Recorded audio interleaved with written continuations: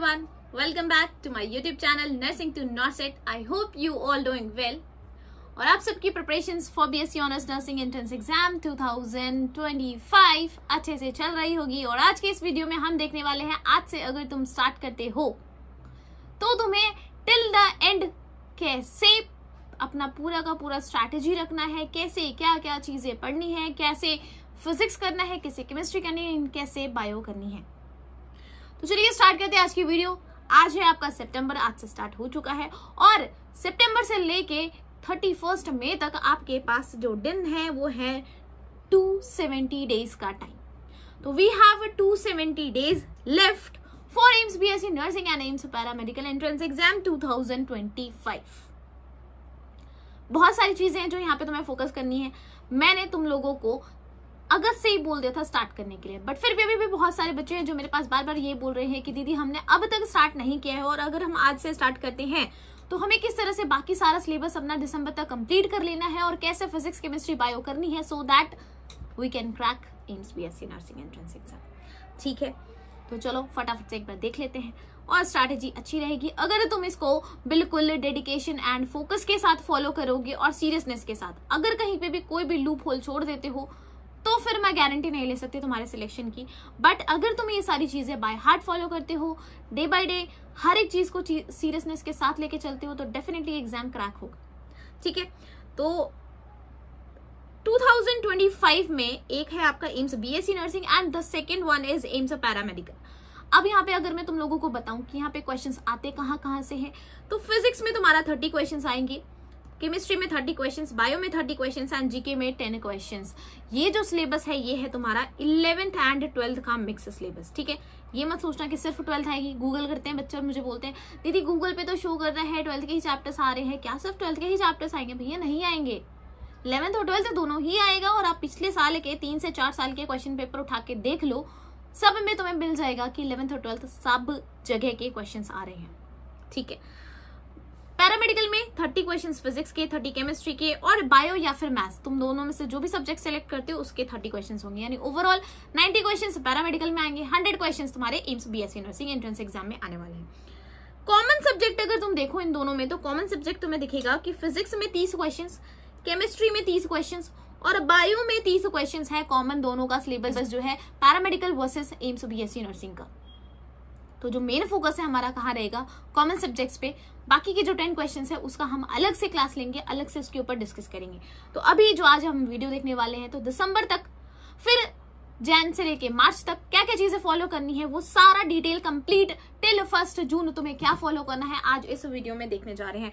तो वीडियो अच्छी लगे एंड में लाइक जरूर कर देना, अगर नए हो चैनल पे सब्सक्राइब कर देना, क्योंकि भैया सारी अपडेट एम्स की A to Z, कब पेपर आएगा, कब फॉर्म आएगा, कब क्या करना है, ये सारी तुम्हें इसी चैनल में मिलने वाली है। और दूसरी चीज एक बता दूं, अगर तुम्हें कोई भी पीडीएफ चाहिए, लाइक से ये वाला जो मैं अनाउंस कर रही हूँ यहाँ पे एक्सप्लेन कर रही हूँ, या अगर तुम्हें इसकी पीडीएफ चाहिए या फिर हमने अभी कुछ भी डिस्कस किया उसकी पीडीएफ चाहिए तो उसके लिए तुम्हें टेलीग्राम ग्रुप ज्वाइन करना पड़ेगा। And the second thing, WhatsApp channel है, डिस्क्रिप्शन तुम्हें लिंक में मिल जाएगा, ज्वाइन कर लेना, तुम्हारे लिए हेल्पफुल रहेगा। ठीक है, स्टार्ट करते हैं। सबसे फर्स्ट डिस्कस करने जा रही हूं मैं यहाँ पे तुम्हारे साथ marking scheme. That is very very very important. अगर तुम्हें नहीं पता होगा कि क्या मार्क्स मिलने वाले हैं तुम्हें पर क्वेश्चन के, तब तक तुम्हारी प्रिपरेशन अच्छी नहीं होगी। तो यहाँ पे अगर तुम सही करते हो तो 1 नंबर मिल जाएंगे तुम्हें, लेकिन अगर तुम यहाँ पे गलत करते हो तो -1/3 मार्क होगा। Are you getting? -1/3। सोच समझ के आंसर करना है। यहाँ पे ऐसा नहीं है कि जो मन करे तुक्का मारो, भेड़ो और आ जाओ क्वेश्चन पेपर करके, ना। यहाँ पे माइनस है तुम्हारा 1/3 और इसका मतलब है गलत करने पे मार्क्स कटेंगे। तो तुम्हें यहाँ पे गलत बिल्कुल भी नहीं करना है। एग्जाम्पल से मैं तुम्हें समझा रही हूँ। You can see here, if you have attempted 16 questions right and 6 questions wrong. ठीक है, लाइक से कि तुमने 22 क्वेश्चन अटेम्प्ट किए, 22 में से तुमने 16 क्वेश्चन सही करे और 6 क्वेश्चन गलत कर दिए, तो तुम्हारे कितने मार्क्स बनेंगे? 16 क्वेश्चन राइट है तो +1 मार्क्स के हिसाब से तुम्हें कितने मिलेंगे? 16 मार्क्स। लेकिन 6 क्वेश्चन गलत है तो -1/3 से मल्टीप्लाई करो, कितने होंगे? -2। दोनों को अगर आपस में कंबाइन करोगे then you will have 14 marks. यानी कितने मार्क्स बन गए तुम्हारे? 14 मार्क्स बन गए। समझ आया तुम्हें? यानी करे 16 क्वेश्चन सही थे, 16 नंबर नहीं मिले। कितने मिले? 14 मार्क्स मिले, क्योंकि तुमने 6 क्वेश्चंस गलत कर दिए थे। नेगेटिव मार्किंग जब कम है, बट इतनी भी कम नहीं है, ठीक है। सोच समझ के आंसर देना है। सारी स्ट्रैटेजी हम डिस्कस करेंगे 1 by 1 कि how you can control your negative marking, वो सब कुछ भी डिस्कस करेंगे। बट अभी हम देख रहे हैं कि 9 महीनों में कैसे तुम इसकी प्रिपरेशन कर सकते हो, ठीक है। तो चलिए स्टार्ट करते हैं। सितंबर मंथ आ गया है आपका, आज से स्टार्ट कर रहे हो और 0 लेवल पे हो, तो तुम्हें एक बात बता दो, we have it 270 days remaining, ठीक है। कम दिन नहीं है ये, मैं फिर से रिपीट करूं, कम नहीं है। तुम बोलते हो ना दीदी अब बहुत कम दिन बचा है, कम नहीं बचा। लेकिन हाँ, अगर तुम्हारे माइंड में ये थॉट 3 महीने बाद आएगा, तब मैं बोलूंगी कम दिन बचे हैं। 270 डेज बिल्कुल भी कम नहीं है, बहुत आराम से तुम इस एंट्रेंस एग्जाम को क्रैक कर सकते हो, अगर अभी जो मैं डिस्कस करूंगी वो चीज अगर तुम फॉलो करते हो तो। टारगेट क्या है? फिनिश करना है सिलेबस कब तक? टिल 15 जैन तक। अब देखो, जिन बच्चों ने अगस्त से स्टार्ट कर दिया उनका मैंने अल्टीमेट दिया दिसंबर तक तुम्हें किसी भी सूरत में अपना सिलेबस एक बार कम से कम फिनिश करना है, but you are starting from today. अब तो 1 महीने बीत गए हैं, तो तुम्हें जो टारगेट मिला है वो मिला है 15 जैन तक का। 15 जनवरी तक तुम्हें किसी भी हाल में ये सिलेबस एक बार जरूर कंप्लीट करना है। अब बेसिकली हमेशा की तरह लास्ट ईयर भी और इस साल भी मैं हमेशा 2 ग्रुप्स में बच्चों को डिवाइड करती हूँ, एंड टुडे मैंने फिर से 2 ग्रुप में डिवाइड कर दिया है। एक है ग्रुप 1 वाले बच्चे और एक है ग्रुप 2 वाले बच्चे।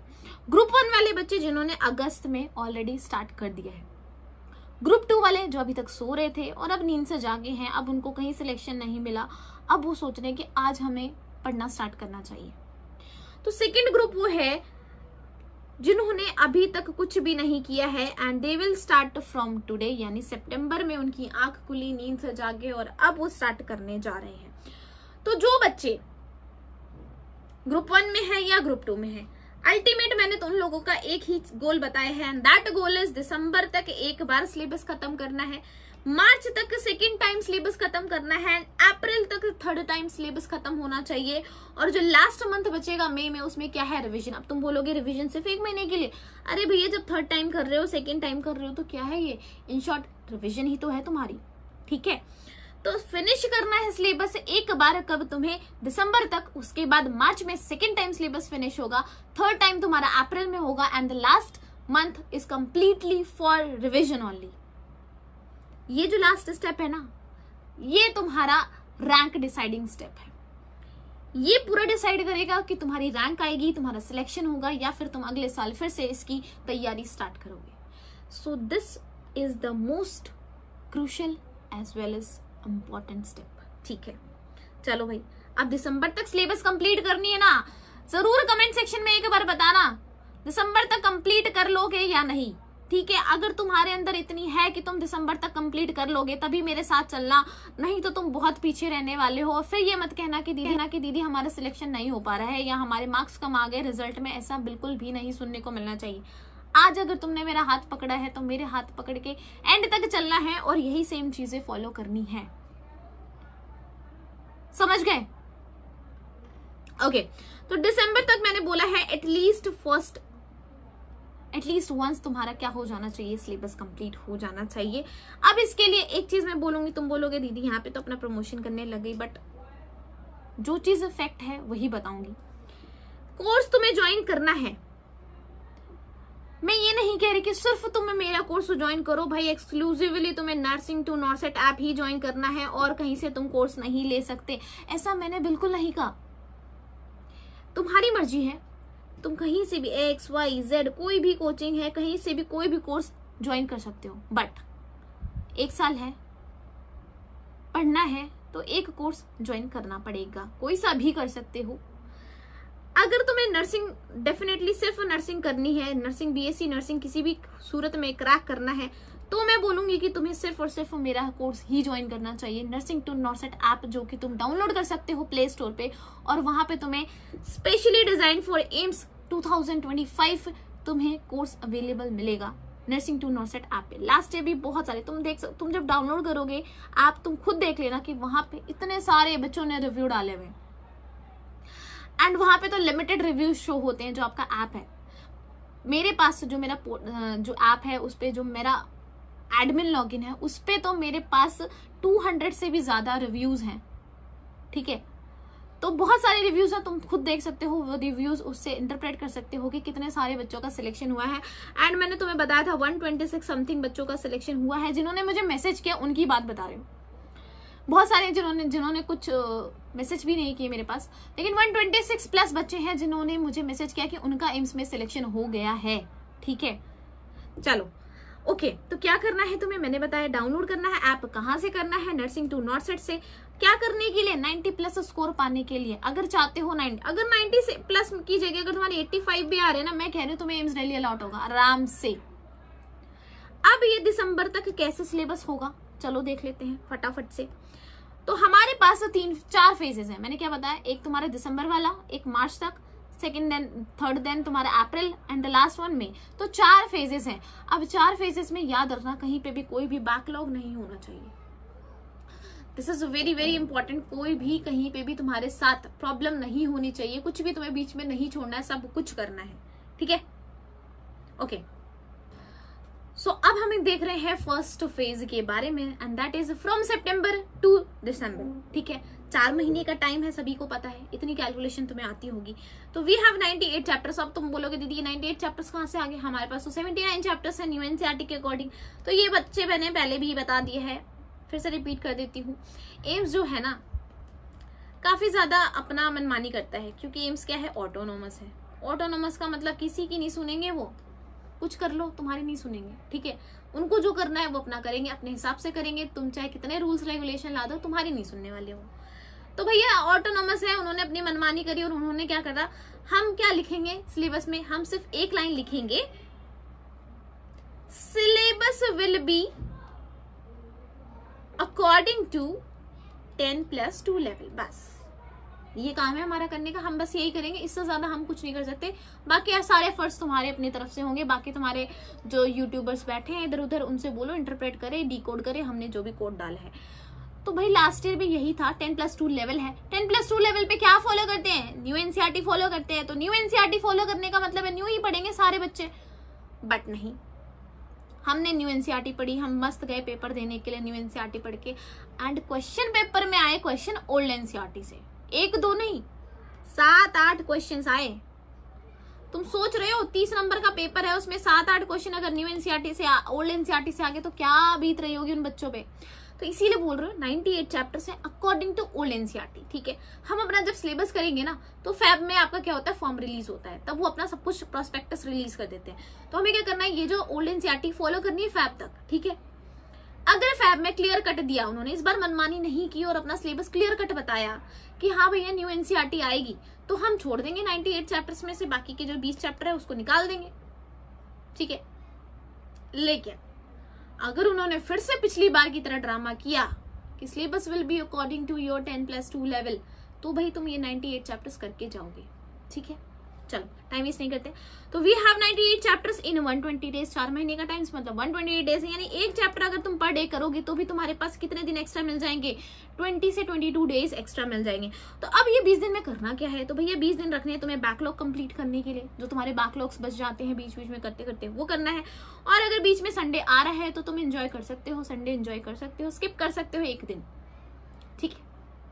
ओके अब एक चीज बता रही हूँ, मैं जो भी बता रही हूँ चीजें, ये चीजें तभी सक्सेसफुल होंगी अगर तुम अपना पूरा हार्डवर्क, डेडिकेशन और कंसिस्टेंसी मेंटेन करके रखोगे थ्रू आउट योर प्रिपरेशन। कहीं भी अगर तुमने थोड़ी सी ढील दे दी तो भैया सिलेक्शन रुक जाएगा। मैं फिर से बता रही हूँ, ये मैं कोई तुम्हारा मजाक नहीं उड़ा रही, ना मैं तुम्हें कोई डरा रही हूँ, दिस इज रियलिटी।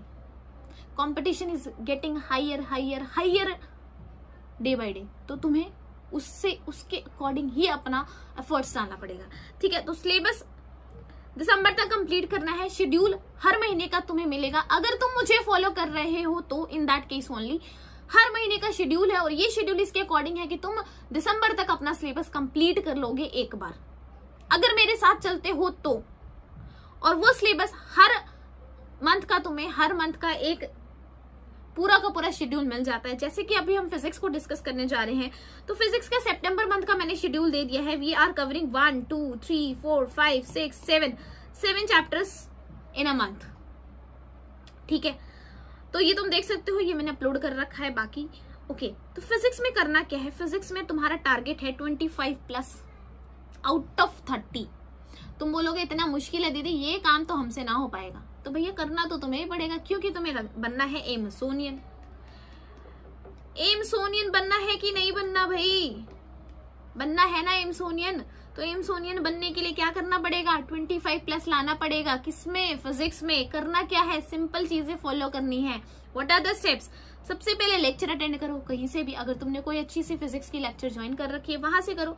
अगर तुम्हें लगता है कि नहीं दीदी हमारे पास इतने पैसे नहीं है हम कोई फिजिक्स की लेक्चर ज्वाइन करें, तो तुम्हें यूट्यूब पे, सबसे बेस्ट यूट्यूब पे सर्च करो चैप्टर का नाम, सबसे ज्यादा व्यूज जहां मिले उस पर क्लिक करो और वहां से पढ़ना स्टार्ट कर दो। लेकिन लेक्चर अटेंड करने के साथ साथ तुम्हें क्या करने, अपने खुद के नोट्स बनाने, अपनी खुद की लैंग्वेज में। नोट्स बनाने के बाद फॉर्मूला शीट बनानी है हर एक चैप्टर, क्योंकि physics is incomplete without formula. हर एक चैप्टर में भर भर के फॉर्मूले हैं, सारे फॉर्मूले लिखते जाना है। उसके बाद क्या करना है, सारे फॉर्मूले को लर्न करना है। अब लिखने से मतलब नहीं है, लिखा उसको याद करो और फिर उस फॉर्मूले पे क्वेश्चंस की प्रैक्टिस करो, ठीक है। तो क्या करना है, प्रैक्टिस करनी, एमसीक्यूज भर भर के क्वेश्चंस की प्रैक्टिस करनी है। और कौन सी बुक से करोगे तुम, फिंगर टिप्स जो बुक आती है उससे करोगे। प्रीवियस ईयर क्वेश्चन भी साथ में देखना है, दैट इज मोर इम्पोर्टेंट। ये सारे स्टेप से भी सबसे पहले इंपॉर्टेंट नंबर 1 स्टेप है प्रीवियस ईयर क्वेश्चंस को एनालाइज करना, कि कहाँ से क्या क्या क्वेश्चन, किस टाइप का क्या पैटर्न है, किस लेवल के क्वेश्चन आते हैं। एंड ये प्रीवियस ईयर क्वेश्चन मिलेंगे तुम्हें नर्सिंग टू नॉटसेट ऐप पे। डाउनलोड नहीं किया तो कर लेना भैया, बहुत बेनिफिशियल रहेगा तुम्हारे लिए, ठीक है। प्रैक्टिस कर ली क्वेश्चंस की, अब करो अटेम्प्ट करो टेस्ट को दो जितना दे सकते हो। जिस भी चैप्टर के सारे चैप्टर जो भी कवर करते जा रहे हो, हर एक चैप्टर का टेस्ट देना यहाँ पे कंपलसरी है। अब ये टेस्ट कहाँ मिलेगा, this is also available on nursing to notset app. Analyze करना है टेस्ट देने के बाद, एंड उसके बाद अपना कंसेप्ट जो है वो पूरा क्लियर कर लेना है। कहीं पे भी कोई भी ऐसा डाउट नहीं रह जाना चाहिए कि मुझे इस चैप्टर में कोई डाउट है। समझ गए, समझे या नहीं समझे, ठीक है। टेस्ट देना इज इम्पोर्टेंट, बट टेस्ट को एनालाइज करना इज मोर इम्पोर्टेंट। अगर तुम टेस्ट एनालाइज नहीं कर रहे हो ना, तो रद्दड़ कुछ नहीं हो सकता तुम्हारा, ठीक है। कर लेना, फिर 25+ चाहिए तो ये करना ही पड़ेगा तुम्हें, ओके। सिमिलर वे में मैंने आपको जैसा बताया है, टेस्ट हर एक मंथ का शेड्यूल आता है, फॉलो करना है, करो दिसंबर तक सिलेबस कंप्लीट करने के लिए। तो बायो का भी सिलेबस तुम देख सकते हो, 1 2 3 4 5 6 we are completing 6 chapters in September month. क्यों, क्योंकि इसमें हमने 2 बड़े बड़े चैप्टर लिए, animal kingdom and plant kingdom. चलो अब बायो कैसी करनी है, तो बायो का टारगेट मैंने तुम्हें दिया 30/30, इससे कम का नहीं, 29 भी नहीं चलेगा। सिर्फ क्या चाहिए, 30/30 चाहिए, क्योंकि क्वेश्चंस काफी इजी आते हैं। सिर्फ और सिर्फ एनसीईआरटी लेवल होता है, एनसीईआरटी से बाहर का कुछ नहीं आता है। तो जब इतना इजी पेपर है तो तुम क्यों नहीं इसको अच्छे से प्रिपेयर कर लेते हो, ठीक है। तो बायो में क्या, सेम अटेंड करना लेक्चर। अब ये लेक्चर कहाँ मिलेगा, तुम्हें मिलेगा by Deepti Singh on nursing to notset app. कौन है दीप्ति सिंह, तो जी हाँ मैं ही हूँ वो, ठीक है। और बहुत सारे लोगों को जाना होता है कि दीदी आप क्या कर रहे हो, तो I did my BSc nursing from AIIMS Delhi, जो सभी लोगों का ड्रीम है। 2022 में I have completed my BSc nursing, and that year also I have joined the central government hospital on a post of nursing officer, ठीक है। तो तुम्हें पता है तुम BSc नर्सिंग करने जा रहे हो, अल्टीमेट तो यही है कि तुम सब क्या बनोगे, नर्सिंग ऑफिसर ही बनोगे मेरी तरह, है ना। तो नर्सिंग ऑफिसर का एग्जाम होता है और नर्सिंग ऑफिसर बनोगे, बट पहले तुम BSc नर्सिंग में एनरोल कर लो अपने आप को, ठीक है। तो ये क्लास कौन लेगा, मैं लूंगी बायोलॉजी की, और अभी भी हमने कम से कम 5 से 6 चैप्टर्स की क्लासेस ऑलरेडी हो चुकी है ऐप पे, ठीक है। अगस्त से स्टार्ट कर दिया था हमने अपना सेशन। तो नर्सिंग टू नॉटसेट ऐप पे आपको क्लास मिलेगी, लाइव लेक्चर होगा, सामने बैठोगे, कोई प्रॉब्लम है वहीं देन एंड देयर क्लियर करके जाना है। एनसीईआरटी रीड करना, this is the exclusive step. ये तो तुम भूल ही नहीं सकते कि एनसीईआरटी तुम छोड़ दो, मस्ट टू डू सब्जेक्ट है, ये करना ही करना है, चाहे कुछ हो जाए, तुम बीमार हो या कुछ हो, कुछ मत करो, एक सिंगल बुक मत करो, लेकिन एनसीईआरटी प्लीज करके जाना है, not even for a single time. NCERT कम से कम 3 से 4 बार पढ़ के जानी है तुम्हें बायो के लिए। No need to prepare any separate notes, ये भी मैं बोलती हूँ तुम लोगों को। तुम बोलते हो मैं लाइव लेक्चर ले रही हूँ, बच्चे कमेंट करते रहते साइड में, दीदी इसके नोट्स भेज दो, दीदी इसके नोट्स भेज देना, दीदी इसके नोट्स भेज देना, बहुत अच्छे नोट्स है दीदी, ये ना इजी वे में हमें भेज दो। अरे क्यों चाहिए नोट्स भैया, एनसीईआरटी है, मैंने एनसीईआरटी ही पढ़ाई है, तुम्हें एनसीईआरटी ही मिलेगी तुम्हें क्वेश्चन पेपर में भी। तो एनसीईआरटी के साइड में जो लाइंस होती है, जो स्पेस होता है, कुछ भी एक्स्ट्रा लगता है तुम्हें या तुम्हें अपनी लैंग्वेज में कुछ लिखना है तो वहां पे लिखो, कोई अलग से नोट्स नहीं बनाना। जब तुम रिवीजन करोगे तो वो बुक जो है ना एनसीईआरटी की, वही तुम्हारा नोट्स होगी। समझ आ रहा है? एंड अटेम्प्ट करना है टेस्ट, कहां से करोगे? नर्सिंग टू नॉर्सेट ऐप पे करोगे। वहां पे हर चैप्टर के आपको टेस्ट अपलोड होते हैं और उस टेस्ट में सिर्फ क्वेश्चंस नहीं होते, क्वालिटी क्वेश्चंस होते हैं जो आपके एंट्रेंस एग्जाम में आने वाले हैं। मतलब उनके 95% चांसेस है कि वही same as it is question आपके एग्जाम में आएंगे। ठीक है, उसके बाद एनालाइज करना है टेस्ट को। जैसा मैंने हमेशा बताया, टेस्ट देना is not important, analysing your test is the most important phase. This subject is not easy but not difficult too. अब तुम बहुत सारे बच्चे होंगे ना, बायो है चल छोड़ इसे, ये तो हो ही जाएगी, और ये छोड़ छोड़ के उसको छोड़ ही देते हैं भाई। और कुछ लोग सोचते हैं कि बहुत डिफिकल्ट है, इसमें बहुत सारे क्वेश्चंस आएंगे। तो डिफिकल्ट तो बिल्कुल नहीं है, बट इजी भी नहीं है कि तुम उसको स्किप कर दोगे, क्योंकि यहाँ पे इतने सारे इफेक्ट्स हैं, इतनी सारी चीजें हैं लर्न करने के लिए, रट्टा मारने के लिए, कि तुम्हारा आधे से ज्यादा टाइम इसको रटने में चला जाएगा। तो टाइम प्रॉपर देना है, जो तुम फिजिक्स को दे रहे हो, जो तुम केमिस्ट्री को दे रहे हो, वो सारा टाइम भी तुम्हें यही देना है। ठीक है, कोई भी डाउट होता है ऐप पे ऑनलाइन क्लास होती है, लाइव सेशन होते हैं, तुम वहीं पे पूछ सकते हो। एमसीक्यू प्रैक्टिस करना ही करना है हर एक के लिए, चाहे तुम फिजिक्स पढ़ो, केमिस्ट्री पढ़ो या बायो पढ़ो। प्रीवियस ईयर क्वेश्चन एनालाइज जरूर कर लेना, उसके बाद ही तुम तैयारी स्टार्ट करना। प्रीवियस ईयर क्वेश्चंस आपको कहाँ मिलेंगे? ऐप पे मिलेंगे, नर्सिंग टू नॉर्सेट ऐप पे। ठीक है, अब एक लास्ट लाइन जो फिर से मैं रिपीट कर दूं, don't even dare to go out of NCERT. NCERT is the must, और एनसीईआरटी ही सिर्फ चाहिए तुम्हें, और कुछ नहीं चाहिए, कोई एक्स्ट्रा मॉड्यूल, कोई एक्स्ट्रा चीज नहीं चाहिए, कुछ भी बियॉन्ड एनसीईआरटी आपका एग्जाम में नहीं आएगा। तो सिर्फ और सिर्फ एनसीईआरटी पढ़नी है और एनसीईआरटी ही करना है at the end. Okay, and मेरी लाइन हमेशा की तरह कि एनसीईआरटी और बाइबल, तुम बाइबल बोलो, गीता बोलो, कुरान बोलो, कुछ भी बोलो, बट वही सब कुछ है बायो की एनसीईआरटी, उसके अलावा कुछ नहीं। ठीक है, सो यहाँ पे अब हमारा नेक्स्ट आता है केमिस्ट्री। केमिस्ट्री इज बोरिंग मेरे लिए। ठीक है, सबका अपना अपना भी होता है, किसी का फेवरेट सब्जेक्ट भी होता है, बट मेरे लिए मेरा फेवरेट सब्जेक्ट फिजिक्स था। ठीक है, अब ये मैं सोचना कि फिजिक्स मेरी बहुत टॉप लेवल की थी, ऐसा नहीं, बट मुझे अच्छा लगता था फिजिक्स करना। ठीक है, और केमिस्ट्री सबसे बोरिंग, उसको पढ़ते ही मेरे को नींद आने लग जाती थी, but it's up to you, तुम्हारा सबका अलग होता है।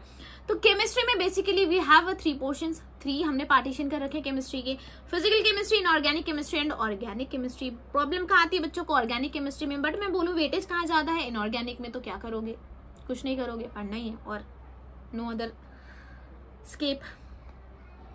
फिजिकल केमिस्ट्री में क्या करना है? फिजिकल केमिस्ट्री में सबको पता है कौन कौन से चैप्टर्स आते हैं, उनके फॉर्मूले भी तुम्हें ऐप पे मिल जाएंगे, नर्सिंग टू नॉर्सेट ऐप अगर डाउनलोड कर रखा है तो। फिजिक्स की तरह जैसे तुम फिजिक्स कर रहे थे, सेम उसी वे में तुम्हें फिजिकल केमिस्ट्री करनी है। प्रैक्टिस करनी है एमसीक्यूज, हर एक टॉपिक पे क्वेश्चंस की तुम्हें प्रैक्टिस होनी चाहिए, हर एक टॉपिक से क्वेश्चंस आने चाहिए तुम्हें। Basic maths should be strong, ये फिजिक्स के लिए भी बोलूंगी, फिजिकल केमिस्ट्री के लिए भी बोलूंगी, क्योंकि यहाँ पे पावर है। ठीक है, तो ये तुम्हें डायमेंशंस है, बहुत सारी चीजें हैं जो तुम्हें बेसिक मैथ्स चाहिए होती है, परसेंटेज कैलकुलेट करना है, मल्टीप्लिकेशन, डिविजन। ठीक है, तो ये सारी चीजें तुम्हें आनी चाहिए। क्वालिटी क्वेश्चंस कहाँ अवेलेबल है? नर्सिंग टू नॉर्सेट ऐप पे डाउनलोड करो और वहां से क्वेश्चन की प्रैक्टिस करो। केमिस्ट्री का शेड्यूल भी मैंने सितंबर का अपलोड कर दिया ऑलरेडी, इसी के अकॉर्डिंग अगर फॉलो करना चाहते हो तो करो, it's up to you, but December तक कंप्लीट करना है तो सारे का सारे शेड्यूल मैंने ऑलरेडी आपको दे रखा है। ठीक है, okay, now comes to inorganic chemistry. तो इनऑर्गेनिक केमिस्ट्री मैंने बोला इसमें रट्टाफिकेशन बहुत ज्यादा है, तो कैसे करना है? बायो की तरह करना है। बायो में जितने फैक्ट्स हैं वैसे ही आपकी इनऑर्गेनिक में भी है, लर्न करने हैं सारे फैक्ट्स को। एक्सेप्शंस बहुत ज्यादा इंपॉर्टेंट है केमिस्ट्री की, जहां जहां एक्सेप्शंस है वो जरूर करके जाना। ऑर्डरिंग वाले क्वेश्चंस आते हैं यहाँ पे, लाइक आपका इंक्रीजिंग ऑर्डर में है, डिक्रीजिंग ऑर्डर में है, कौन बड़ा है कौन छोटा है, किसका बॉन्ड लेंथ ज्यादा होगा, किसका बॉन्ड ऑर्डर कम होगा। ये तो इनऑर्गेनिक की बात करूँ, सॉरी इनऑर्गेनिक में तो जैसे increasing, melting point, boiling point, इन सब पे क्वेश्चंस आते हैं। टेस्ट अटेम्प्ट करना है, कहाँ करोगे? नर्सिंग टू नॉर्सेट ऐप पे अवेलेबल है, प्लीज अच्छे से करना है तो ज्वाइन कर लेना। ठीक है, एनालाइज करना है टेस्ट को and follow the schedule uploaded on nursing to NORCET app. ये वही शेड्यूल है जो मैं अभी आपको स्क्रीन पे दिख रहा है। ठीक है, okay, last one is organic chemistry. Organic chemistry में बच्चों को बहुत प्रॉब्लम आती है, बट मैं बोलूंगी तुम स्टार्ट करना, बेसिक से पढ़ना स्टार्ट करो, तब तुम्हें ये इजी लगेगी। और इतने टॉप लेवल के क्वेश्चंस नहीं आते आपके इसमें, क्वेश्चंस वही आते हैं, नेम रिएक्शंस आएगी, वही आएंगे रिएजेंट पूछे जाएंगे, वही आएंगे आपके IUPAC नेमिंग पूछी जाएगी, वही आएंगे आपकी सीरीज रिएक्शन आएगी, लाइक XYZ गिवन होगा और आपको आइडेंटिफाई करना होगा। तो इस टाइप के ही क्वेश्चंस आते हैं आपके, ऐसा कुछ बड़े क्वेश्चंस नहीं आते, ठीक है। तो नेम रिएक्शंस पढ़ने, IUPAC नेमिंग पढ़नी है, series reactions, that's all. Name reactions मैंने PDF अपलोड कर रखी है नर्सिंग टू नॉर्सेट ऐप पे। क्वेश्चंस IUPAC पे जितना कर सकते हो उतना करो। Try to learn all the reactions. 250 से 300 रिएक्शन है भाई केमिस्ट्री में, ऑर्गेनिक केमिस्ट्री की बात कर रही हूँ। 11th 12th सब मिला के 250-300 क्वेश्चन रिएक्शंस है। और मैं तुम्हें बोलूंगी अगर तुम्हें सक्सेस चाहिए तो तुम्हें ये याद करना पड़ेगा भाई, आउट ऑफ कंफर्ट जोन आना ही पड़ता है, प्रैक्टिस ही करनी पड़ती है कोई, अगर तुम कॉम्पिटिटिव एग्जाम निकालना चाहते हो तो। टेस्ट अटेम्प्ट करो, एनालाइज करो और फिर उसको रिवाइज करना है। प्रीवियस ईयर क्वेश्चन जो मैंने बोला फर्स्ट स्टेप होना चाहिए आपका, ठीक है। अब एक बार रिवीजन, एक बार सिलेबस कंप्लीट, मोटिवेशन जो लेवल होगा ना वो यहाँ पहुंच जाएगा, अपने अंदर जो कॉन्फिडेंस लेवल है ना वो यहाँ रहेगा अगर तुमने एक बार दिसंबर तक कंप्लीट कर लिया। जो आज से स्टार्ट कर रहे हैं वो 15 जैन तक का लेके चलो अपना, ठीक है। अगर कर लिया ना, सच बता रही हूँ, इतनी अच्छी फीलिंग आएगी ना तुम्हारे अंदर, इतना पॉजिटिव मोटिवेशन फील होगा कि कुछ तुम्हें आता है। बाकी आने वाले मंथ में जो नहीं आती वो चीजें तुम क्या कर लोगे, स्ट्रॉन्ग कर लोगे। तो 15 जैन से लेके मार्च तक का तुम्हारे पास टाइम होगा। यहाँ पे तुम्हें सेकंड टाइम अपनी सिलेबस कंप्लीट करना है। अब तुम्हें पता होगा जब तुम दूसरी बार पढ़ना स्टार्ट करोगे, नाउ यू नो कि तुम्हें क्या चीजें आती हैं, क्या चीजें नहीं आती। तो जो भी अनक्लियर्ड कंसेप्ट है उन सभी को अच्छे से वापस से याद करना है, कंप्लीट करना है, क्लियर करना है।